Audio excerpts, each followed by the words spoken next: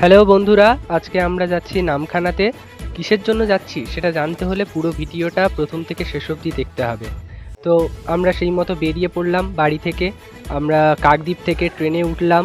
কাকদ্বীপ থেকে নামখানা স্টেশনের দূরত্ব খুব একটা বেশি নয়, তবে কয়েকটা স্টেশন পেরোলেই আমরা পৌঁছে যাব নামখানা স্টেশনে।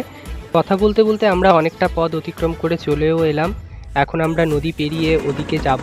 তো সন্ধ্যের সময় ওপরে নামখানা ব্রিজ, নিচে নদী আমরা পেরোচ্ছি।